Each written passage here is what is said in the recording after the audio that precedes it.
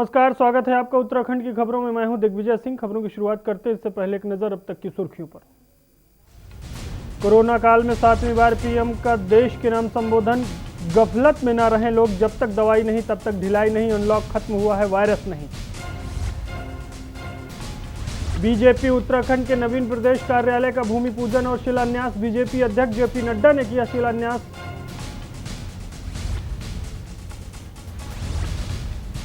कल 11 बजे मुख्यमंत्री त्रिवेंद्र सिंह रावत डोईवाला के मजारी में करेंगे लोकार्पण और शिलान्यास। कृषि और सहकारिता मंत्री भी कार्यक्रम में रहेंगे मौजूद। हाई कोर्ट ने पूर्व मुख्यमंत्री और महाराष्ट्र के राज्यपाल भगत सिंह कोश्यारी के खिलाफ जारी किया अवमानना नोटिस। 4 सप्ताह में जवाब पेश करने का आदेश। सरकार की गलत नीतियों के विरोध में कांग्रेस ने बैठक कर बनाई रणनीति। प्रदेश उपाध्यक्ष सूर्यकांत धस्माना ने कार्यक्रमों को दी जानकारी। बीजेपी के नवीन प्रदेश कार्यालय का भूमि पूजन। मुख्यमंत्री ने कहा कि पार्टी का नया भवन संस्कृति और वास्तुकला की झलक को प्रदर्शित करेगा। आप देख रहे हैं के न्यूज, खबरों का सारथी। रुक करते हैं खबरों की ओर। कल 11 बजे मुख्यमंत्री त्रिवेंद्र सिंह रावत डोईवाला के माजरी में शिलान्यास और लोकार्पण समारोह में शिरकत करेंगे। रेशम माजरी बांग्ला स्कूल में कृषि विभाग नाबार्ड की तरफ से माजरी ग्रांट को IMMA विलेज घोषित होने पर मुख्यमंत्री के साथ कृषि मंत्री सुबोध उनियाल और सहकारिता मंत्री धन सिंह रावत, राज्य मंत्री करण सिंह बोरा और कृषि विभाग नाबार्ड के चेयरमैन के साथ जिलाधिकारी देहरादून मौजूद रहेंगे।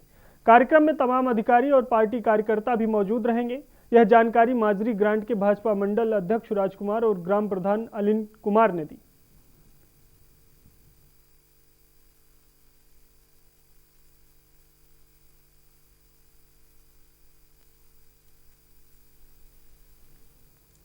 उत्तराखंड हाईकोर्ट ने पूर्व मुख्यमंत्री और महाराष्ट्र के राज्यपाल भगत सिंह कोश्यारी पर कोर्ट के आदेश का पालन नहीं करने पर उनके खिलाफ अवमानना का नोटिस जारी कर 4 सप्ताह में जवाब पेश करने के निर्देश दिए हैं। मामले की सुनवाई न्यायमूर्ति शरद कुमार शर्मा की एकलपीठ में हुई।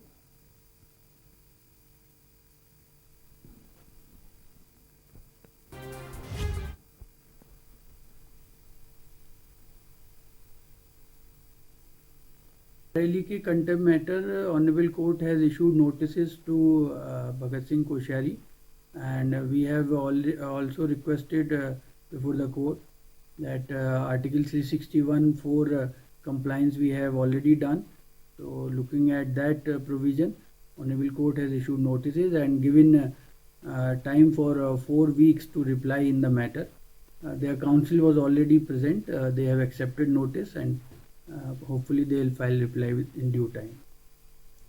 केंद्र सरकार और राज्य सरकार की गलत नीतियों के विरोध में कांग्रेस ने आगामी 1 महीने के कार्यक्रमों की रूपरेखा तैयार कर ली है। इस संबंध में प्रदेश उपाध्यक्ष सूर्यकांत धस्माना ने जानकारी देते हुए बताया कि अभी किसान विरोधी बिल के विरोध में हस्ताक्षर अभियान चल रहा है, जो कि आगामी 31 अक्टूबर तक पूरा हो जाएगा, जिसके बाद कांग्रेस 31 अक्टूबर को जिला स्तर पर किसान अधिकार दिवस के रूप में मनाएगी और 5 नवंबर को महिला एवं दलित उत्पीड़न दिवस के रूप में मनाया जाएगा। 13 नवंबर को नेहरू जी के जन्मदिन के मौके पर उनके विचारों को जनता तक पहुंचाने के लिए विचार गोष्ठी का आयोजन किया जाएगा।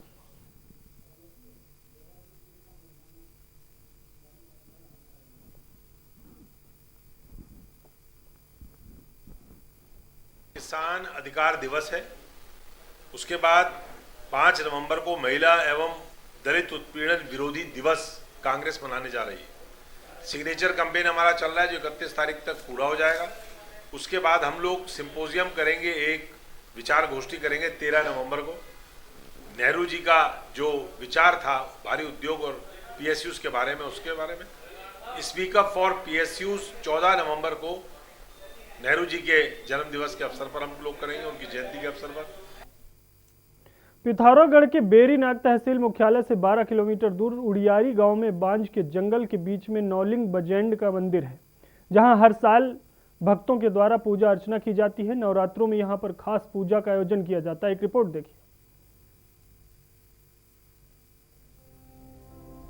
भगवान मूल नारायण के 2 पुत्र बजेंड और नौलिंग का मंदिर उड़ियारी गांव में स्थित है।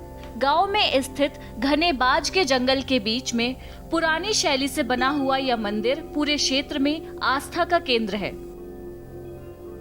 इस मंदिर में वर्ष भर दूर दराज क्षेत्रों से भक्त पूजा अर्चना, गोदान सहित सत्यनारायण कथा आदि के आयोजन के लिए आते हैं। जो भक्त यहाँ पर सच्ची श्रद्धा से आता है, उसकी मनोकामना पूरी होती है। शारदीय नवरात्रों में गांव के लोग 10 दिनों तक मंदिर में दिन रात रहकर पूजा अर्चना करते हैं। 10 दिनों तक प्रत्येक दिन अलग अलग परिवारों के द्वारा सामूहिक पूजा का आयोजन भी होता है। उसके बाद दोपहर में भोज लगता है। शाम के समय यहाँ पर भव्य आरती का आयोजन होता है। देव डांगरों के द्वारा भक्तों को आशीर्वाद भी दिया जाता है। नवमी के दिन यहाँ पर भव्य मेले का आयोजन भी किया जाता है, जिससे दूर दराज क्षेत्रों से सैकड़ों की संख्या में लोग पहुंचते हैं। इस अवसर पर यहाँ झोझा चाचरी का आयोजन भी होता है। नवमी के दिन यहाँ पर लगने वाला मेला सदियों से ही अपनी पहचान बनाए हुए है। इतिहास है जहाँ पर बहुत पुरानी परंपरा है कि यहाँ पर शरद ऋतु के आगमन में नवरात्रि 10 दिन की यहाँ पर की जाती है, जिसमें नौ दुर्गा की पूजा होती है और दूर दूर से लोग यहाँ पर आते हैं। जो श्रद्धा भक्ति से आता है उनकी मनोकामना भी पूरी होती है। तो ये परंपरा बहुत सदियों तक चली आ रही है और यहाँ पर नवमी को एक भव्य मेले का आयोजन भी होता है, जिसमें दूर दूर से श्रद्धालु लोग आकर अपनी मनोकामना को पूर्ण करते हैं। शारदीय नवरात्रि के दौरान नौलिंग बजैंड मंदिर उडियारी में भक्तों की आस्था मंदिर में देखने को मिलती है। यह मंदिर आज भी पुरानी शैली पर बना हुआ है। विश्व पर्यटक चकौड़ी से 3 किलोमीटर की दूरी पर स्थित इस मंदिर को अगर सरकार चाहे तो पर्यटन की दिशा में विकास किया जा सकता है। बेरीनाग से के न्यूज इंडिया के लिए प्रदीप मेहरा की रिपोर्ट। और यहाँ पर रुकते हैं एक ब्रेक के लिए। ब्रेक के बाद जल्द हाजिर होते हैं।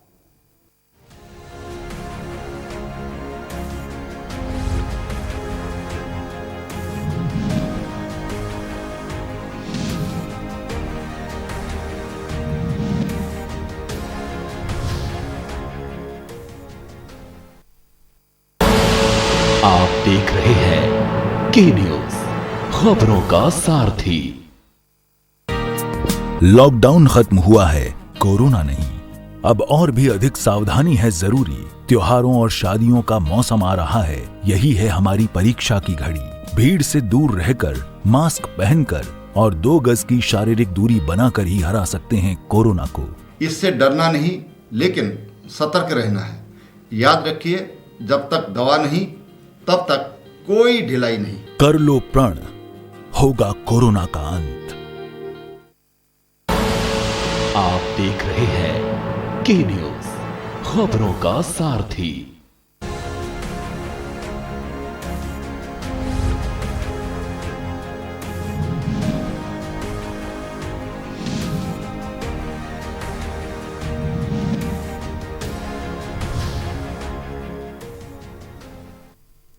ब्रेक के बाद आपका स्वागत है। सीधे चलते हैं लखनऊ, जहां मुख्यमंत्री योगी आदित्यनाथ क्या कुछ कह रहे हैं आपको सुनाते हैं। लखनऊ और प्रदेश के विकास में अपना योगदान देंगे। मैं एक बार फिर से आज के इस कार्यक्रम के लिए माननीय रक्षा मंत्री जी का हृदय से आभार व्यक्त करते हुए अभिनंदन करता हूं। धन्यवाद। जय हिंद। अत्यंत उत्प्रेरक उद्बोधन माननीय मुख्यमंत्री जी का, और अब इस कार्यक्रम को आगे बढ़ा।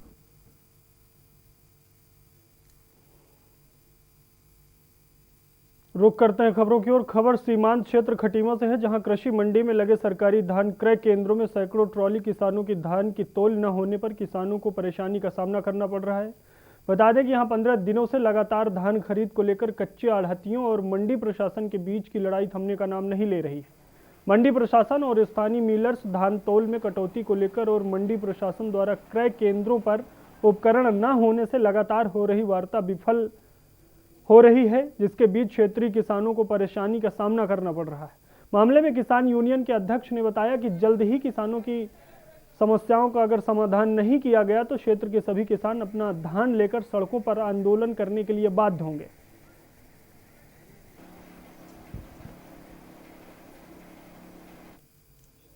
लखनऊ से रक्षा मंत्री राजनाथ सिंह क्या कुछ कहते हैं आपको सुनाते हैं। लेकिन आपकी अप्रोच बराबर पॉजिटिव रहती है। श्री सुरेश कुमार जी खन्ना माननीय मंत्री चिकित्सा शिक्षा श्री जयप्रताप सिंह जी, चिकित्सा स्वास्थ्य मंत्री श्री ब्रजेश जी पाठक, मंत्री विधायी एवं न्याय श्री आशुतोष टंडन, मंत्री नगर विकास श्री चंद्रिका प्रसाद उपाध्याय, राज्य मंत्री लोक निर्माण विभाग श्री संजीव सिंह, राज्य मंत्री श्रीमती संयुक्ता भाटिया, महापौर लखनऊ, उनका आज जन्मदिन है, उन्हें मैं जन्मदिन के अवसर पर अपनी हार्दिक शुभकामनाएं देता हूं। श्री सुरेश तिवारी विधायक, श्री सुरेश श्रीवास्तव विधायक, श्री नीरज बोरा विधायक और श्री राजेंद्र कुमार तिवारी मुख्य सचिव उत्तर प्रदेश, डॉक्टर रजनीश दुबे अपर मुख्य सचिव चिकित्सा शिक्षा उत्तर प्रदेश, श्री दिवाकर जी त्रिपाठी और श्री मुकेश शर्मा एवं मेरे लखनऊ के सभी सम्मानित बहनों एवं भाइयों, जब से कोरोना का संकट प्रारंभ हुआ तब से मैं अपने लखनऊ के बहनों भाइयों से चाहते हुए भी नहीं मिल पाया और आज इस कार्यक्रम के माध्यम से मुझे लखनऊ के बहनों भाइयों से संवाद करने का जो अवसर प्राप्त हुआ है उससे सचमुच मुझे सुखद अनुभूति हो रही है। और मैं लखनऊ के बहनों भाइयों से भी अपील करना चाहता हूं, वहां का जनप्रतिनिधि होने के नाते, कि जैसा हमारे माननीय प्रधानमंत्री जी ने आज भी अपने संबोधन में अनुरोध किया है कि हमें कोरोना के संकट से बचने के लिए, इस चुनौती का मुकाबला करने के लिए सदैव मास्क का प्रयोग करना चाहिए, 2 गज की दूरी बनाकर रखनी चाहिए, हाथ की सफाई पर भी ध्यान देना चाहिए। और जो बात जैसा अभी हमारे माननीय मुख्यमंत्री जी ने कही है, जब तक दवाई नहीं तब तक ढिलाई नहीं, इन सब सारी बातों पर भी हमारे लखनऊ के सभी बहन भाई ध्यान दें। मैं यह अपील करना चाहता हूं। अब इसके आगे मैं माननीय मुख्यमंत्री जी आपको सचमुच धन्यवाद देना चाहता हूं, आभार व्यक्त करना चाहता हूं कि आपने जो भी जिन भी परियोजनाओं का आज शुभारंभ हो रहा है, जिस प्रकार से आपने सहयोग दिया है, उसकी मैं जितनी भी प्रशंसा करूं वह कम है। और आज का यह कार्यक्रम लखनऊ की जनता के लिए बेहद खास है, क्योंकि जिन 2 फ्लाईओवरों और एक कैंसर सुपर स्पेशलिटी हॉस्पिटल का उद्घाटन और लोकार्पण हो रहा है, उसका इंतजार लोग बड़ी बेसब्री से कर रहे थे। साथ ही साथ आज कुछ और प्रोजेक्ट्स का भी शिलान्यास और उद्घाटन भी हो रहा है, जो हम सभी के लिए बेहद खुशी की बात है। लखनऊ जैसे तेजी से बढ़ते हुए महानगर में ट्रैफिक का दबाव आबादी के बढ़ने की रफ्तार से भी अधिक तेजी से बढ़ रहा है। इसलिए जरूरी हो जाता है कि शहर का इंफ्रास्ट्रक्चर अपग्रेडेशन भी यह तेजी से होता रहे। आज गुरु गोविंद सिंह मार्ग से नाका चौराहा होते हुए डीएवी कॉलेज तक 3 लेन फ्लाईओवर का लोकार्पण किया जा रहा है, जिसकी कुल लंबाई लगभग 1.5 किलोमीटर है और 133 करोड़ रुपए की लागत से इसका निर्माण कार्य पूरा हुआ है। और उत्तर प्रदेश सरकार द्वारा दिनांक 6 जुलाई 2018 को इसकी स्वीकृति जारी की गई थी। और मैं जब आपसे मिला था और आपसे मैंने आग्रह किया था, आपने क्षण भर की मुख्यमंत्री जी देर नहीं लगाई थी और तुरंत ही सचिव को बुलाकर आपने यह निर्देश दिया था और यह धनराशि स्वीकृति हुई थी। कोरोना काल के बावजूद भी रिकॉर्ड अवधि में सेतु निगम द्वारा इस निर्माण का कार्य पूरा किया गया है। और मैं कहना चाहूँगा, उप मुख्यमंत्री लोक निर्माण मंत्री श्री केशव प्रसाद जी मौर्य ने भी बराबर इस मामले में रुचि ली है। जैसा कि आप सभी जानते हैं कि कोई भी शहर आवागमन में जितना तेज होगा, उसकी आर्थिक उन्नति उतनी ही तेजी गति से होती है। इसी दृष्टि से शहर के चारों ओर 104 किलोमीटर और 8 लेन वाली आउटर रिंग रोड का भी निर्माण कराया गया है और इस पर तेजी से काम चल रहा है। और दिसंबर 2021 तक, यानी 2021 तक इस प्रोजेक्ट को पूरा करने का लक्ष्य निर्धारित किया गया है। मुझे विश्वास है कि निर्धारित समय के अंदर यह काम पूरा हो जाएगा। जहां तक लखनऊ से सुल्तानपुर रोड 4 लेन यह सड़क बनवाई गई है, वहीं लखनऊ कानपुर के बीच एक्सप्रेसवे भी स्वीकृत कराई गई है। लखनऊ, हरदोई, शाहजहांपुर, बलिया हाईवे को यनज 731 घोषित करके 4 लेन चौड़ीकरण का भी काम प्रारंभ कराया गया है। मेरे बहनों भाइयों, 5 किलोमीटर लंबा 6 लेन कुकरैल फ्लाईओवर बनवाया गया है और उस पर लोगों का चलना फिरना भी प्रारंभ हो गया है। शहर के अंदर 6-7 अन्य फ्लाईओवरों का निर्माण प्रारंभ कराया गया ताकि पूरा शहर जाम मुक्त हो सके और तेज विकास की ओर भी आगे बढ़ सके। जहां तक मेरी जानकारी है, अभी तक बांस मंडी चौराहे में हर समय जाम लगा रहता था, क्योंकि इससे होकर विधानसभा क्षेत्र से पुराने लखनऊ को भारी संख्या में वाहनों का आवागमन होता था। वहीं दूसरी ओर कैसरबाग, अमीनाबाद, लाठूस रोड के व्यावसायिक क्षेत्रों से चारबाग रेल और बस स्टेशनों के लिए भी भारी आवागमन था। अब पुराने शहर जाने वाला ट्रैफिक फ्लाईओवर से निकलने के कारण नीचे चौराहे से हर समय आवागमन बिना रुके हुए चलता रहेगा। यह बहुत बड़ी सुविधा प्राप्त हुई है और इसी प्रकार नाका। अभी आप राजधानी लखनऊ से सांसद और देश के रक्षा मंत्री राजनाथ सिंह को सुन रहे थे, जो कैंसर संस्थान और 2 फ्लाईओवर के उद्घाटन कार्यक्रम को संबोधित कर रहे थे। यहां पर रुकते एक ब्रेक के लिए, ब्रेक के बाद जल्द हाजिर होते हैं। आप देख रहे हैं के न्यूज, खबरों का सारथी। उत्तराखंड सरकार कोरोना से लड़ते हुए भी विकास और जन कल्याण के लिए प्रतिबद्ध है। इस लड़ाई में हम तभी विजय प्राप्त कर सकते हैं जब हम सब मिलकर कोरोना के विरुद्ध जन आंदोलन चलाएंगे। बाजारों में, ऑफिसों में सार्वजनिक परिवहन का प्रयोग करते हुए सतर्कता बरतें, हाथों की सफाई का ध्यान रखें, मास्क लगा कर रहें। यही आपका सुरक्षा कवच है जो न सिर्फ आपको बल्कि आपके परिवार को भी सुरक्षित रखेगा। बदल कर अपना व्यवहार करें कोरोना पर वार। लम्हे छोटे से ये जिंदगी से भरे, इन्हें हाथों में भर ले और जी ले जरा। मुसाफिरा तू है चला, मुसाफिरा रे। छोटे छोटे लम्हों का अनोखा सफर, कमला पसंद, अनोखा स्वाद। आप देख रहे हैं के न्यूज, खबरों का सारथी।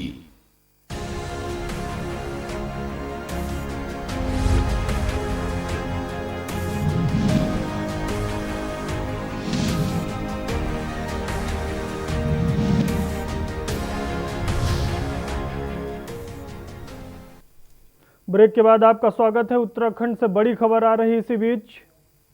खबर उत्तराखंड से है। विजय बहुगुणा की प्रबल दावेदारी, दावेदारों में बलराज पासी और अनिल गोयल का नाम आगे।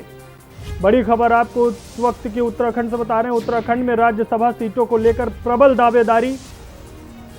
राज्यसभा सीटों को लेकर नरेश बंसल का भी नाम आगे चल रहा है। विजय बहुगुणा का भी प्रबल दावेदारों में से एक है। दावेदारों में बलराज पासी और अनिल गोयल का भी नाम है। उत्तराखंड से इस वक्त की खबर आपको बता रहे हैं। उत्तराखंड में राज्यसभा सीटों को लेकर प्रबल दावेदारी जिन जिन लोगों की है, राज्यसभा सीटों को लेकर नरेश बंसल का भी नाम आगे चल रहा है। विजय बहुगुणा पूर्व मुख्यमंत्री भी प्रबल दावेदार माने जा रहे हैं राज्यसभा के लिए। दावेदारों में बलराज पासी और अनिल गोयल का नाम भी आगे चल रहा है।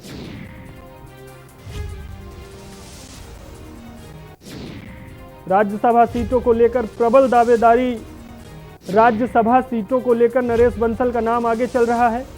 विजय बहुगुणा भी प्रबल दावेदार माने जा रहे हैं, उनका भी नाम आगे चल रहा है। उत्तराखंड के पूर्व मुख्यमंत्री हैं विजय बहुगुणा। दावेदारों में बलराज पासी और अनिल गोयल का नाम भी चल रहा है। उत्तराखंड से इस वक्त की बड़ी खबर आपको बता रहे हैं। राज्यसभा सीटों को लेकर जिन चेहरों को प्रबल दावेदार माने जा रहा है, उनमें से विजय बहुगुणा का भी नाम आगे चल रहा है। दावेदारों में बलराज पासी और अनिल गोयल का भी नाम आगे चल रहा है। खबरों में आगे बढ़ते हैं। भारत नेपाल बॉर्डर के सीमांत क्षेत्र खटीमा में सरकारी धान क्रय केंद्रों पर धान की खरीद न होने पर आक्रोशित 3 दिन से परेशान किसानों ने कृषि मंडी खटीमा में तालाबंदी कर मंडी प्रशासन के खिलाफ नारेबाजी की है।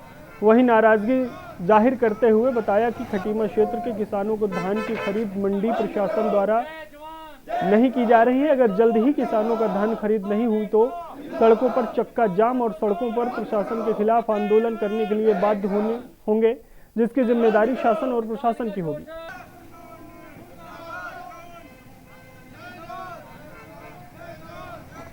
किसान बहुत ही परेशान है। कई किसान तो आत्महत्या करने को तैयार है इस समय। अगर आज इन्होंने कुछ इसका समाधान नहीं निकाला तो हम कल से हाईवे जाम कर देंगे। तो हो सकता है कुछ किसान आत्महत्या भी कर लें, उसका मंडी प्रशासन ये जिम्मेदार होंगे। और इसी बीच एक और बड़ी खबर आ रही है। मुख्यमंत्री त्रिवेंद्र सिंह रावत कल दिल्ली पहुंच सकते हैं। कैबिनेट विस्तार को लेकर सूत्रों के हवाले से बड़ी खबर है। मुख्यमंत्री त्रिवेंद्र सिंह रावत कल दिल्ली जा सकते हैं और केंद्रीय नेतृत्व से मुलाकात कर सकते हैं। कैबिनेट विस्तार और राज्यसभा में किसका चुनाव होना है, इन तमाम चीज़ों को लेकर मंथन करेंगे। तमाम चीज़ों को लेकर बीजेपी नेतृत्व से मुलाकात करेंगे। कैबिनेट विस्तार को लेकर सूत्रों के हवाले से बड़ी खबर है। मुख्यमंत्री त्रिवेंद्र सिंह रावत कल दिल्ली पहुंच सकते हैं। कैबिनेट विस्तार और राज्यसभा में किसका होगा नाम, तमाम चीजों को लेकर कर सकते हैं बड़े नेताओं से मुलाकात। खबरों में आगे बढ़ते हैं। उत्तराखंड के विकास कार्य में मुख्यमंत्री त्रिवेंद्र सिंह रावत लगातार सहयोग कर विकास कार्य को गति दे रहे हैं। वहीं डोईवाला को मुख्यमंत्री ने बस अड्डे की सौगात दी है। एक रिपोर्ट देखिए।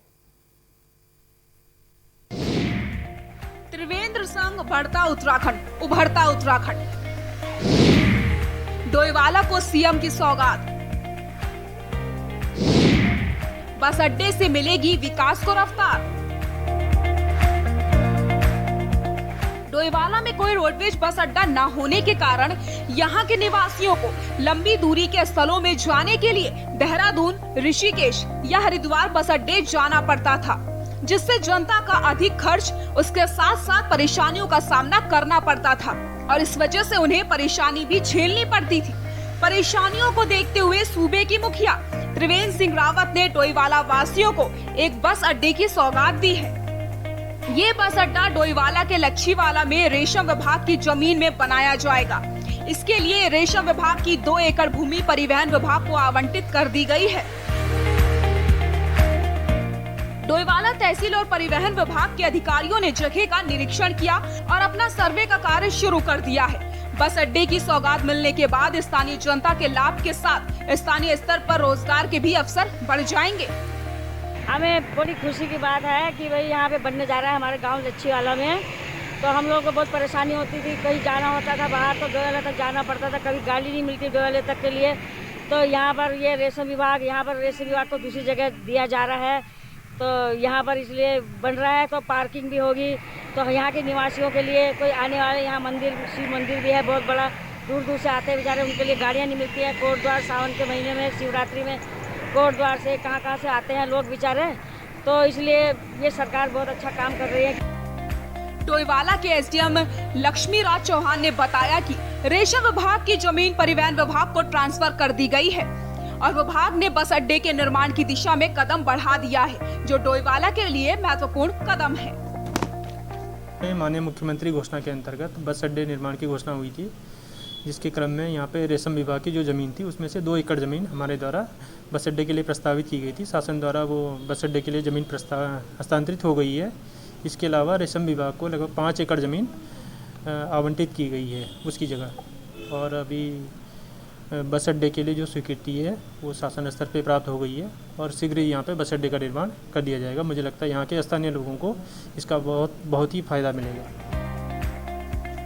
उधर उत्तराखंड परिवहन विभाग के महाप्रबंधक दीपक जैन ने डोईवाला में बनने जा रहे बस स्टेशन के स्थल का निरीक्षण किया और भरोसा दिया है कि बहुत जल्द डोईवाला को बस अड्डे की सौगात मिलेगी। एक बस अड्डा बनाया जाना है जिसके लिए जमीन चिन्हित हो गई है और परिवहन विभाग को आवंटित भी हो गई है, जिसका आज सर्वे का कार्य हम लोग करवा रहे हैं और इस सर्वे के बाद इसकी यहाँ का नक्शा वगैरह बनाकर उम्मीद है कि बहुत जल्दी यहाँ पे बस अड्डे का निर्माण शुरू हो जाएगा।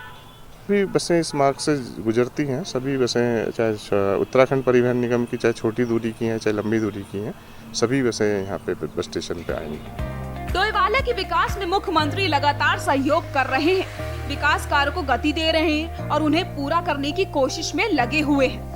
तो वहीं चुनाव के समय किए गए अपने वादों को निभाने के लिए भी मुख्यमंत्री लगातार प्रयासरत हैं। डोईवाला में एक के बाद एक तमाम घोषणाएं धरातल पर उतरने लगी हैं, जिसका लाभ क्षेत्र को भी मिल रहा है। मुख्यमंत्री के कार्यों से लोगों में जहां खुशी है तो वहीं उत्साह भी है, क्योंकि बस अड्डे की सौगात डोईवाला की जनता के लिए बहुत बड़ी सौगात है। क्योंकि बस अड्डे की सौगात डोईवाला की जनता के लिए बहुत बड़ी सौगात है।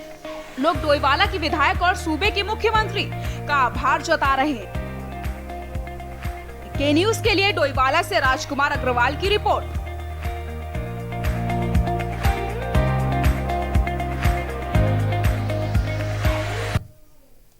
उत्तराखंड की खबरों में फिलहाल इतना ही। आप देखते रहिए के न्यूज। नमस्कार।